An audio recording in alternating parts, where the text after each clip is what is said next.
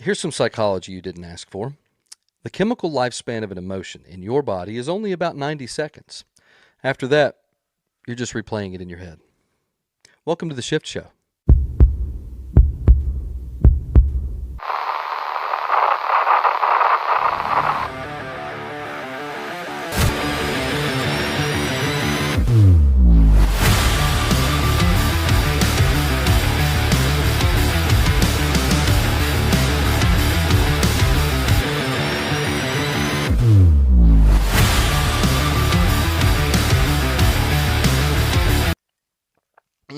Welcome back to the Shift Show, all of you wonderful people. If you're new here, I'm your host, Adam Blevins, and this is the corner of the internet where we make mental health like your aunt's hairstyle in the 90s. Exciting. Think of this as the world's least professional TED Talk, with a lot more sarcasm and the occasional life-changing realization. If you've returned to this dark little corner of hope, sup? Today's episode is going to be about mental health. And before your nervous system makes you change the channel because it's afraid that you'll open up something terrifying, stick around because something might come up. And although that may be scary, it's also an opportunity. Okay? Don't worry, we're not going to unpack your childhood or go over your diagnosis today. All right? Today we're going to go back to the basics, the simple stuff about mental health that nobody ever taught us and life never prepared us for. Now, what qualifies me to say shit to you about mental health? Well, I've been through my own mental hell. I've learned how to survive it, got a master's degree in clinical counseling. I'm now a resident in counseling. I'm an EMDR provider, and I'm pursuing a PhD in trauma-informed care. Are you impressed yet? I don't care if you are or not. I'm not here to impress you. I'm not here on this show to impress you or to be your therapist. I'm here to offer you what I continue to learn, hopefully to help you, and hopefully to explain some of the stuff that we should have been taught before life started punching us in the face. Good? Let's continue. I want to start with a question. Did anybody ever teach you that you can quiet your emotional brain by triggering the logical one? Did anybody ever teach you that quality sleep hygiene is the most important component to your mental health? Did anybody teach you that your anxiety might come from your parents rushing you all the time or demanding perfection? No? Me neither, because nobody taught us this crap. And I mean the basic human stuff, like how to handle a panic attack in a Walmart parking lot, or how to stop mentally doom spiraling at midnight, or how to admit that you're not okay, and that it's okay to say that you're not okay, and what to do about it when you realize that you're not okay. We were told to stop, drop, and roll in case we caught on fire. But nobody ever said a damn thing about what to do when our brain is the thing that's burning down. And that's what this episode is going to be about. It's going to be about the basic mental health stuff that nobody ever explains because everyone just assumes that you either know it already or they don't know it themselves and don't know how to admit that they don't know it themselves. Because mental health has become this weird, overcomplicated concept that people throw around all willy-nilly without actually knowing what it means. When most folks think about mental health, they think it means being happy or calm or doing goat yoga on a spirit rock somewhere. But real mental health is just the ability to function without losing your shit in a Chick-fil-A drive-thru. Don't do it there. The Lord, He watches. Mental health is emotional plumbing. It's making sure the pipes don't freeze and that the pipes ain't backed up with some stress-induced emotional feces. Are we uncomfortable yet? No? Give it a minute. It won't take long.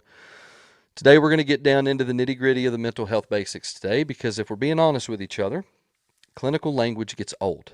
It's boring. And most people don't understand it because your third-grade teacher didn't tell you what agoraphobia was.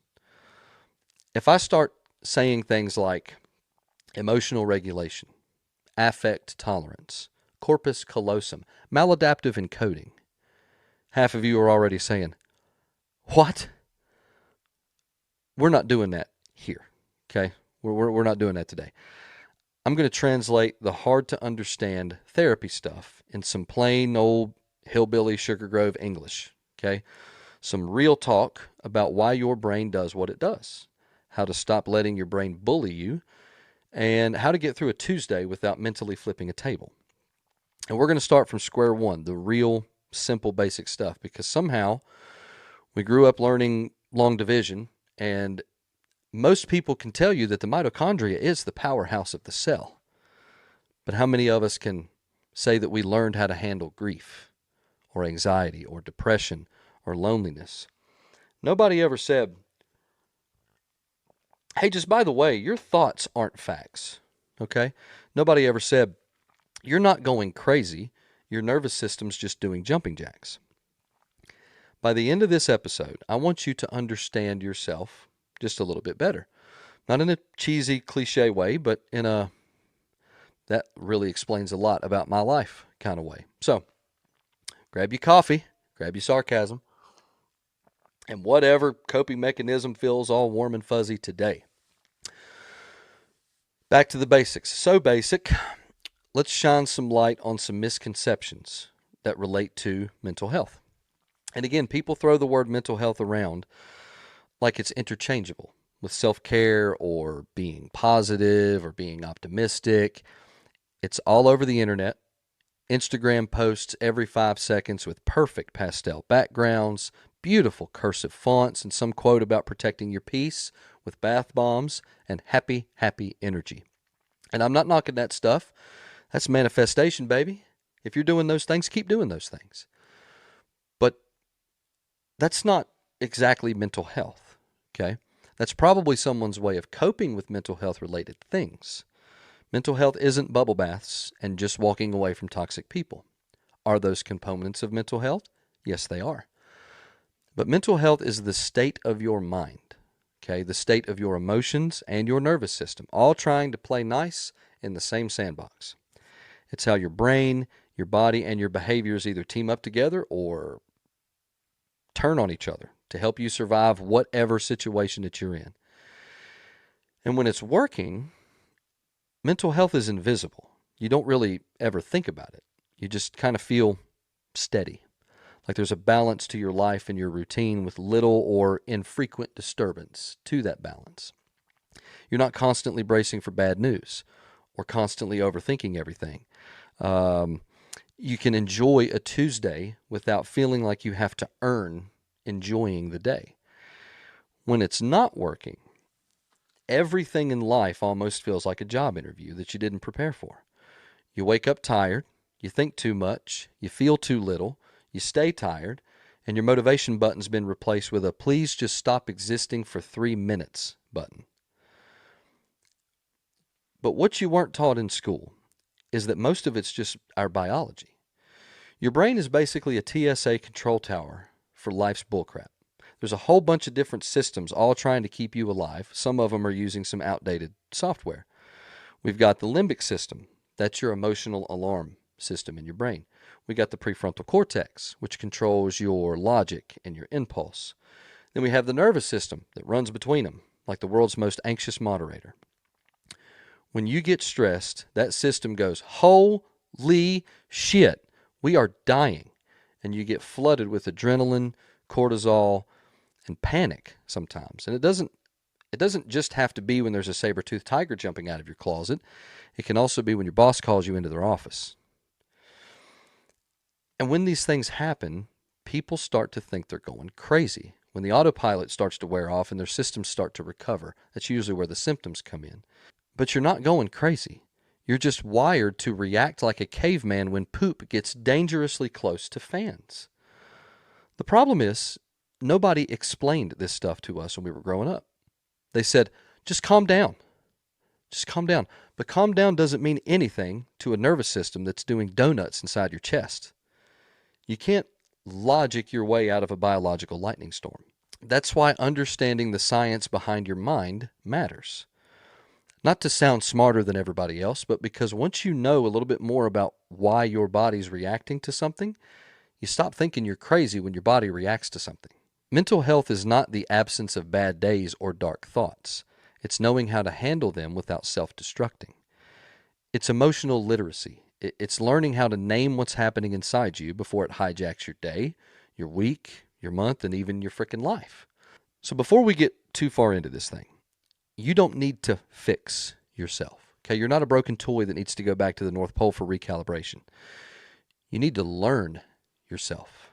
You need to learn how to pick up on the subtle little cues that your body uses to tell you when something's off. Because when you start to understand a little better how your mind actually works, you stop being so afraid of it. And you start using it as an ally rather than treating it like an enemy.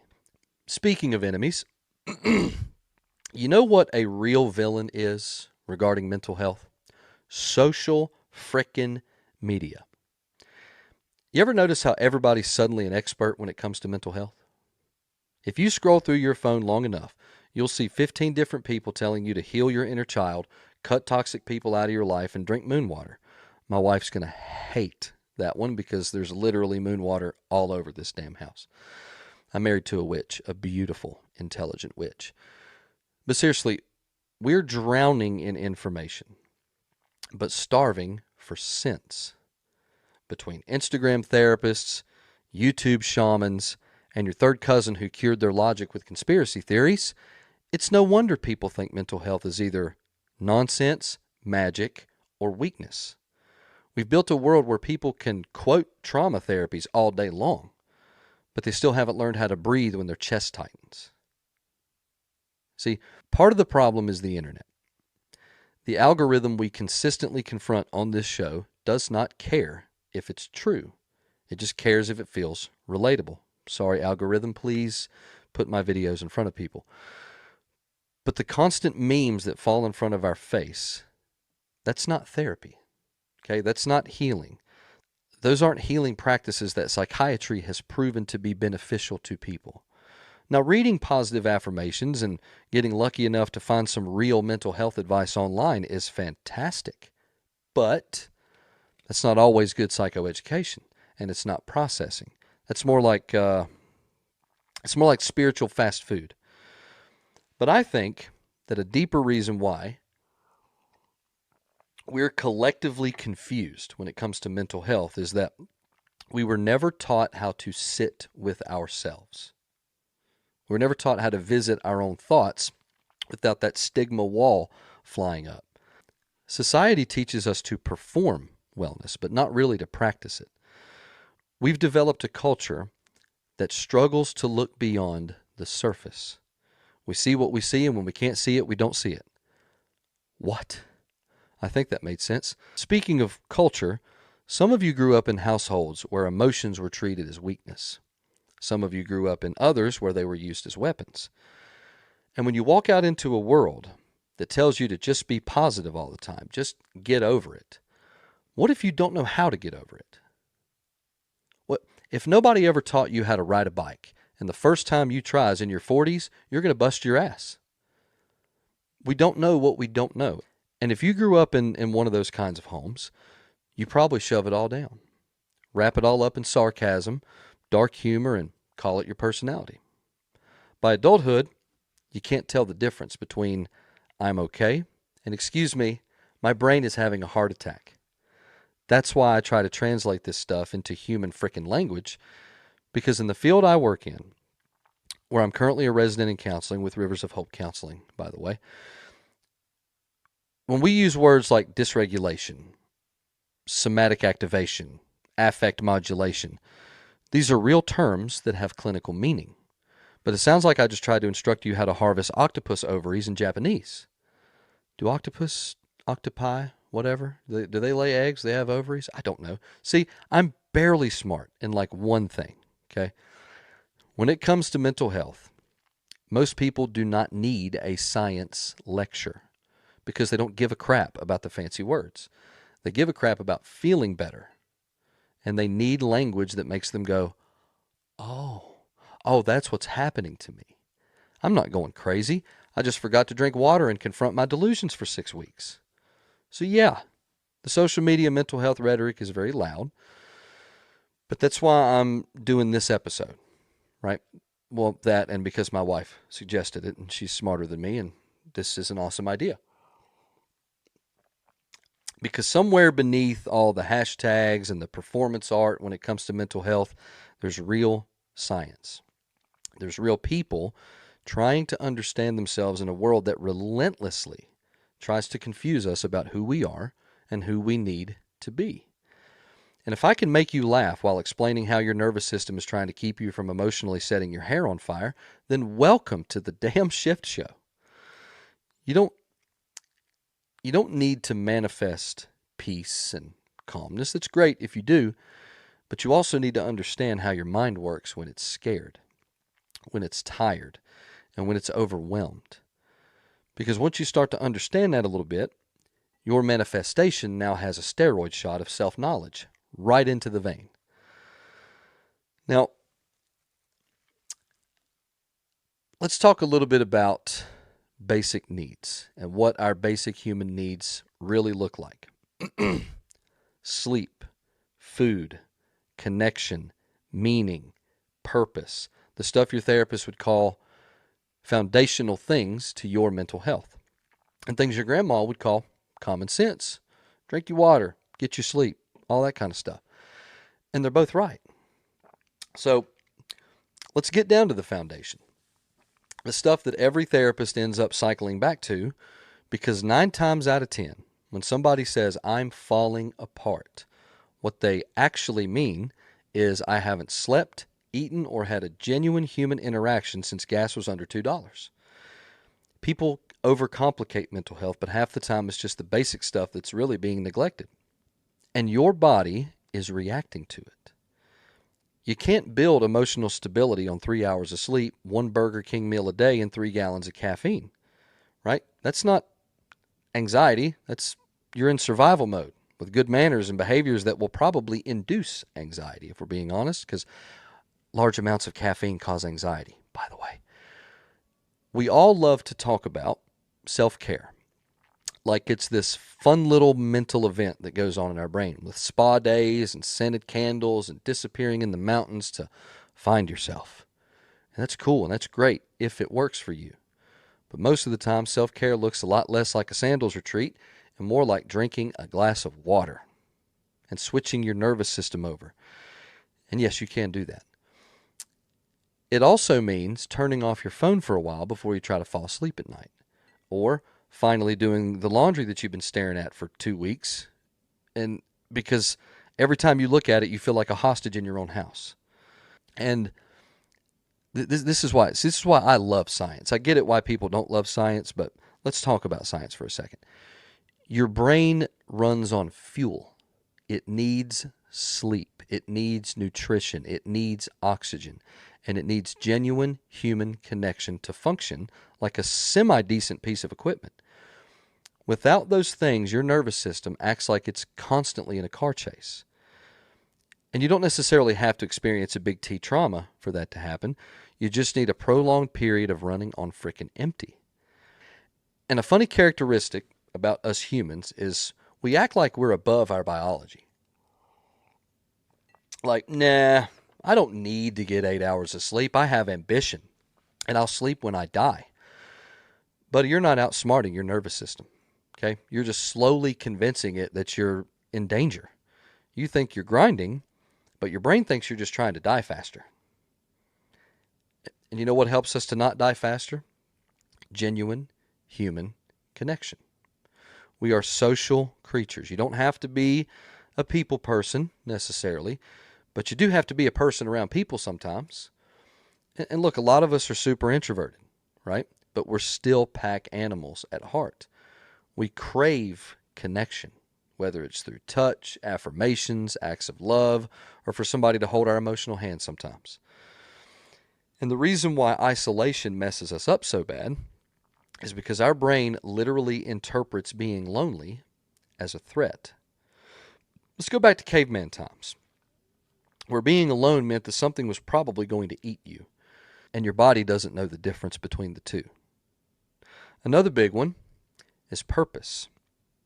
Look, it's important to have food, water, and Netflix, but if you wake up every day feeling like none of it matters, your brain eventually hits the existential reject button. Purpose doesn't mean change the world today or you're completely useless. Sometimes it just means finding something that reminds you you're still alive. Your kids, your dog, your art, the person who makes your coffee right. And that's your brain chemistry at work, and it's very important. So before you go and start chasing enlightenment, let's talk about doing functionality checks. Did I sleep? Did I eat? Did I move my body today? Did I connect with someone other than my Call of Duty character, right? Have something to look forward to that isn't just paying your bills and just trying to survive another day on this weird planet. That is maintenance for your brain. That's the oil change and the tire rotation for your mind.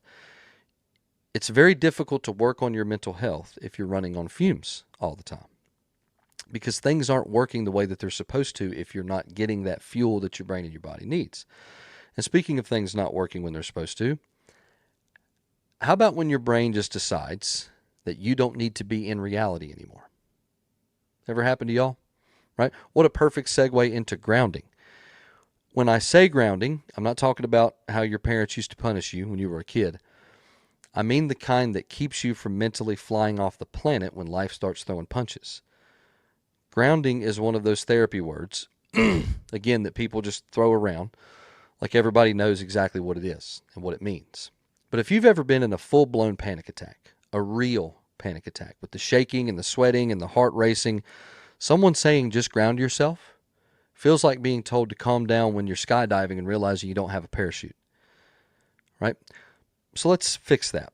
What grounding actually means is how to remind your body that you're here, not over there, not in the memory that's replaying behind your eyes, not in the what ifs and the things that haven't happened yet, not in the 3 hours of imaginary disasters that your brain has already planned out, but you're here, right now, in the present moment. Because when your nervous system starts freaking out, that's your amygdala, okay? It's a little almond-shaped panic button in your brain that thinks everything is a threat. It's great for grizzly bears and house fires, the where do I go when I die questions, but it's terrible for emails and in-laws. Grounding pulls your prefrontal cortex, which is the logical, we're not actually dying part of your brain, back online after your limbic system pulled the plug. You're basically rebooting the system like you do when you know how you take the safety pin and push it in that tiny little hole on the back of your modem and reset your modem? That's what you're doing when you ground yourself. There are 100 ways to do it, but here's a rule. Grounding has to involve your senses, okay? That's how your brain knows that you're safe, because your brain can't overthink or outthink. It can overthink like hell. It can't outthink, panic. It has to feel out the panic, okay? Something like this. This is one of my favorites. 5 things that you can see. 4 things that you can touch, 3 things that you can hear, 2 things that you can smell, and 1 thing that you can taste. That sounds really stupid, right? What's next, Adam? Fairy dust and using the Force? When you do that simple little practice, you're giving your brain something objectively real and tangible to focus on, instead of letting it build a horror movie out of your imagination or replaying your favorite embarrassing moment from your childhood. I got one of those. In middle school, 8th graders would do the morning announcements. And as a part of those announcements, we had to read off the lunch menu for that day. Well, if you haven't figured this out yet, there are some real stupid parts to me. And when I was in 8th grade and it was my turn to read off the morning announcements, y'all, I rocked through that thing like the social little butterfly that I am, until I told fellow students what we were having for lunch that day. Because I told them that for lunch, fellow students, we were having chicken fagitas when we were actually having chicken fajitas. By the way, laughing at your own embarrassment takes some of the power away. Just by the way. Boom! Psychology. Here's another good grounding technique. Cold water. Putting your hand underneath cold running water. Wetting a paper towel, putting it on your face, splashing your face with water. Anything that makes your body go, hey, we're not in mortal danger right now. We're just a little wet and a little colder than we were 3 seconds ago. The shock of cold water resets your vagus nerve. It slows down your heart rate, and it tells your body, stand down. Everything's okay. Right? We're fine. Some people use box breathing. In for 4, hold for 4, out for 4, hold for 4, repeat. That also sounds stupid, right? Breathing your way through your emotions. It sounds stupid, but think of it like emotional CPR. You're giving your nervous system the oxygen that it needs to calm down. And for all you anti-therapy warriors out there, grounding isn't kumbaya and spirit flossing, okay? It's tactical. It's science. You're not meditating on a mountaintop. You're just trying not to mentally explode. You'd be surprised how many people go through their entire life never realizing they can actually interrupt their panic. Okay? You don't have to wait for it to pass. You can pull the plug on it, right? Grounding's not about avoiding those feelings. It's about proving to your body that you were safe enough in that moment to feel them without getting stuck in them. That's what grounding is. So the next time your thoughts start running laps in your head, try grabbing a hold of your senses instead of your phone. Okay? Your phone will only make it worse. Let me say it again for everybody in the back. Your phone makes it worse. Put the phone down. Touch a tree, as my wife says. Go breathe some air. Listen to a squirrel. Go do something. Because your phone makes it worse. Using your senses will make it stop. And this seems like a pretty good opportunity to slide right into coping skills. The stuff that actually helps us, right? Instead of just hitting the pause button on our mental pain. I like to think of coping skills as emotional probiotics, so your brain doesn't mentally shit its pants. Now, coping tends to get a bad rap because we've turned coping into Instagram performance videos. People post their little bubble baths and their affirmations like they're Olympic events, and they want everybody to see that, look at me, I'm naked in a bathtub, and I got my little candles, my little bath bomb, everything's fine. I'm okay, world. And I get it. You're trying to get views. Slay, queen, or whatever the hell the cool children are saying these days. Now, those are some healthy coping skills, right? If you're using them to cope. And there are healthy coping skills and there are unhealthy coping skills. Guess which ones we usually reach for first? Like stress drinking, rage cleaning, overworking, avoidance, numbing things down, doom scrolling on your phone until you eventually pass out. And sadly, those things do work for a little bit of time anyways. If you've ever poured a drink, taken a drive, or buried yourself in your job just to make the noise in your head stop, okay, congratulations. That's your brain doing exactly what it's designed to do, to protect you. It's trying to turn the volume down. The problem is it doesn't know the difference between a productive coping mechanism and a maladaptive self-destruct button, okay? Good coping doesn't erase pain, okay? It helps you survive it without losing yourself. That's the big difference between numbness and navigation, okay? So let's break down the stuff that actually helps, that we know clinically helps. And fair warning, the things I'm about to talk about, they're not glamorous, okay? You won't find it on Instagram with inspirational font over a sunset with Bob Ross painting a happy little rainbow. It's the simple stuff. Move your body. Walk, stretch, lift weights, dance in your kitchen. Yes, even those of you who think dancing makes people gay. It doesn't. Stop it. Dance in your kitchen, you old, angry men. It'll make what's left of your little heart flutter, okay? Because you see, emotions are chemical, and chemicals need to go somewhere. If you sit still too long, your stress starts doing laps inside your body, like it's training for a marathon, okay? Write stuff down, not because journaling is just adorable, but because your brain needs an off-ramp. It needs a place to put the thoughts you can't currently figure out.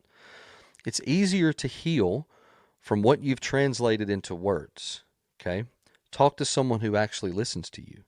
Not the, well, at least others have it worse people.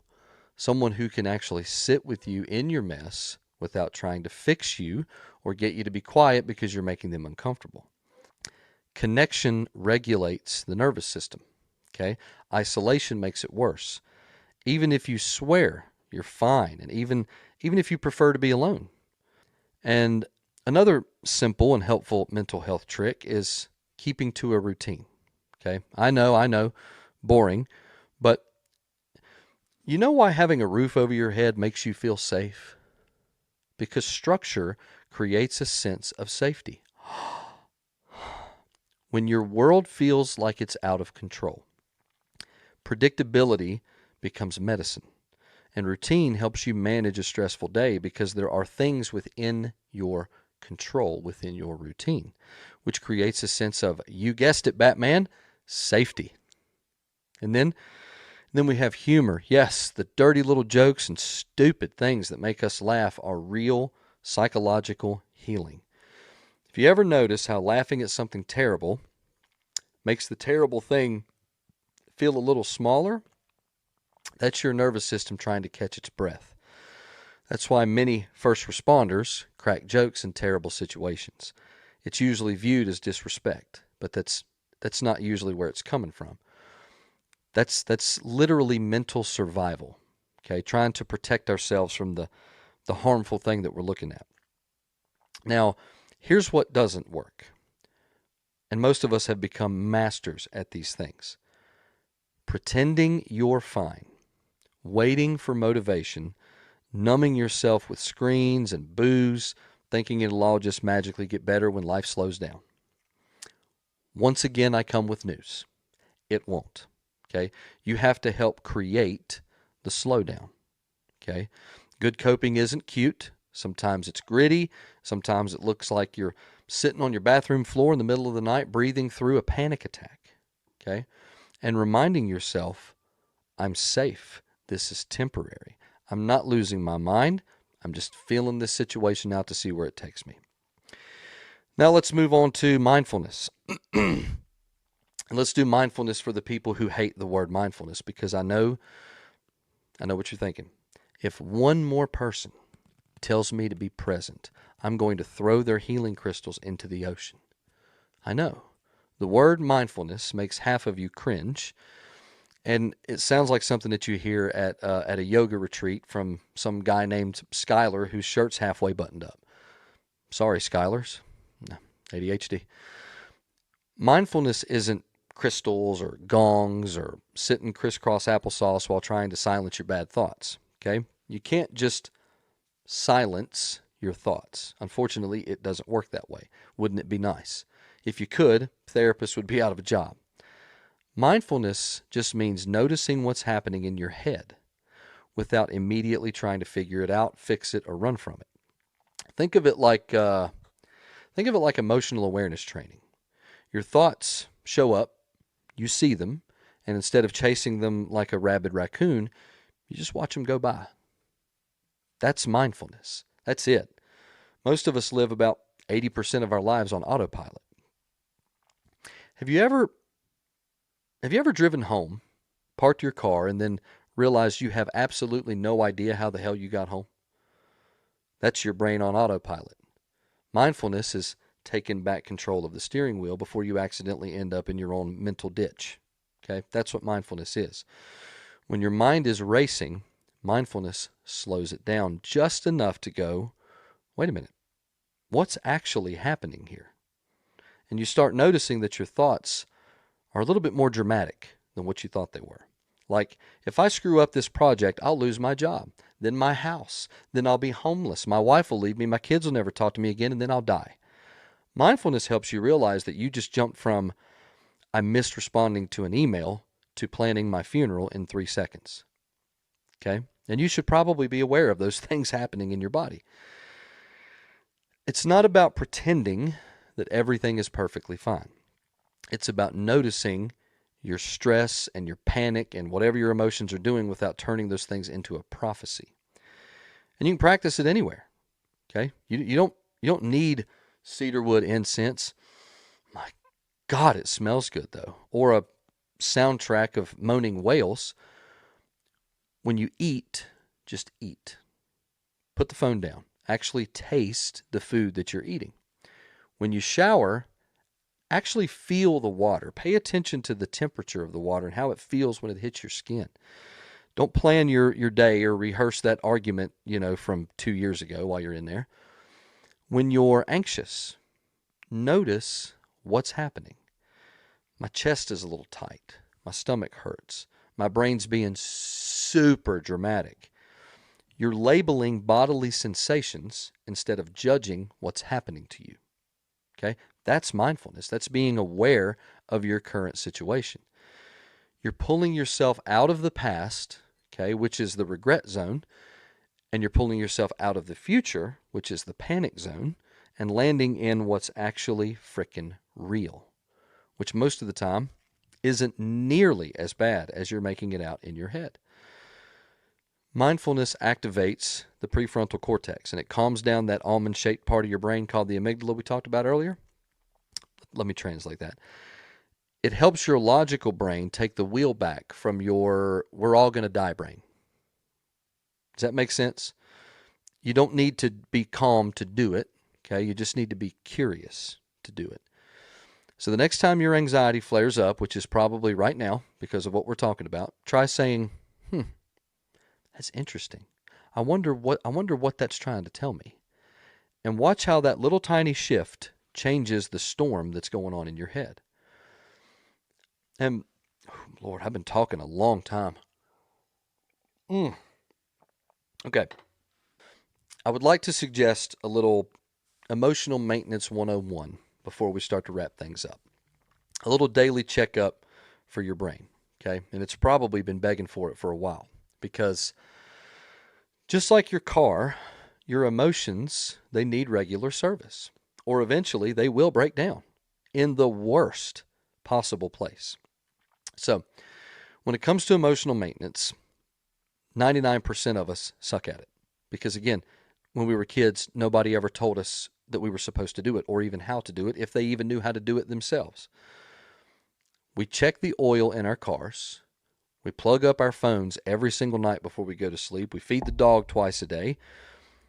But our own mental health, we treat it like a smoke alarm.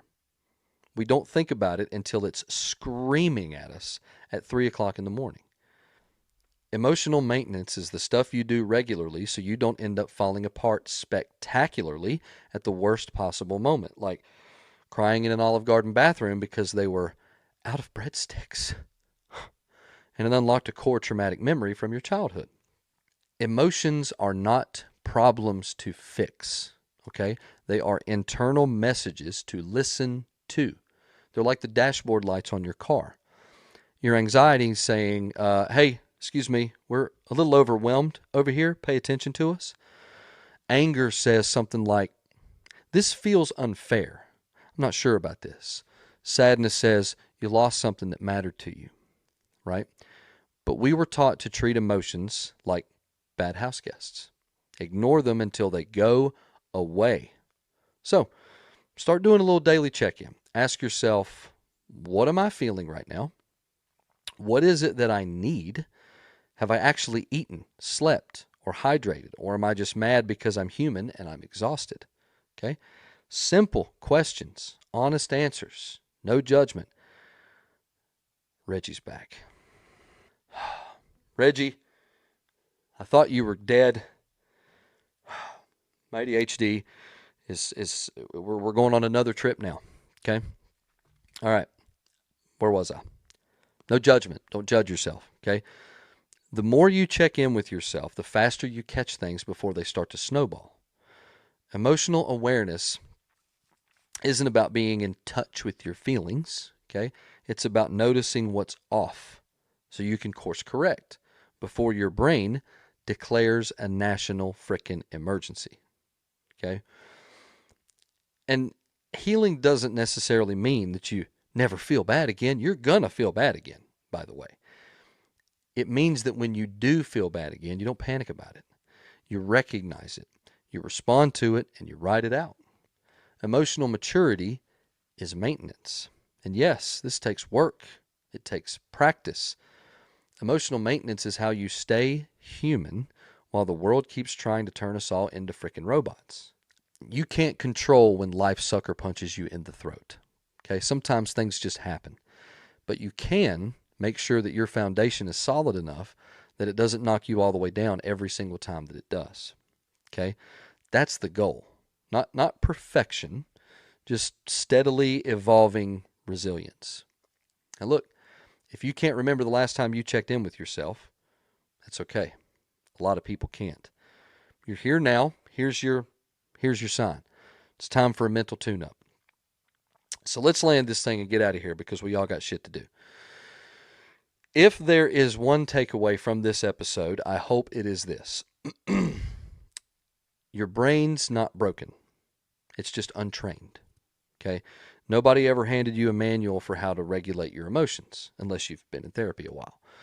They just threw you into life and said, good luck. Don't panic. Figure it out. And now you're short-circuiting under stress. Okay? We spend our lives maintaining our cars, our jobs, our pets, and our plants. But the one system that runs everything, how we think, how we feel, and everything that we do, we just hope that it works. Mental health is not a skill, nor is it a vibe. It's not a trend, nor is it just people who've been through something. Okay? It's emotional conditioning. Okay? You cannot lift one dumbbell and call yourself fit. You can't go to one therapy session and call yourself healed. It takes repetition. Sometimes it's boring, sometimes it's messy, but it works. And you get out of it what you put into it. And it doesn't have to be fancy. Okay? You can sit in your truck for 5 minutes and breathe like you actually mean it, like you want to taste oxygen for the first time. You can say no one time this week. You can be human in a world that's obsessed with pretending. The world profits from your distraction. So every time you slow down and you breathe and you get real with yourself, you're taking some of that power back. So this was, the back to the basics, but basic doesn't necessarily mean easy. Okay? Basic is what saves you when everything else stops working. So before you go, do one thing today that tells your brain we're safe, we're okay. Take a nap, take a walk, shoot a text to a good friend you haven't talked to in a while. Find something that makes you laugh. Watch a funny movie. Call that funny friend, whatever it is. Okay? The stuff that we've talked about today, it's not been about changing yourself or becoming a whole new person. This episode has been about finally learning how to take care of yourself, right? Stop dragging yourself through freaking hell and start drinking water. Start sleeping all right. Start actually doing the things your body needs to function in a mentally healthy way. Train your brain like you train your body. All right. I want to thank you guys for sticking around, even though this episode is going to be a little shorter than what it usually is and seemed like it was a little rapid. But when this airs, I will actually be at a seminar with some phenomenal people. So got some busy times at the moment, but we'll get caught up and we'll get some episodes out with the segments in it, and we will get some guests and get some stuff going on. This is just a real busy time right now. Okay? So if you laughed, learned, or mildly questioned your life choices today, go ahead and give us a like, comment, share, subscribe, whatever your thumbs feel emotionally ready for today. Check out the book if you haven't yet. Love yourself through all the bullcrap that comes your way this week. I hope to see you again next week. Come on back when the world gets too loud. I got that son of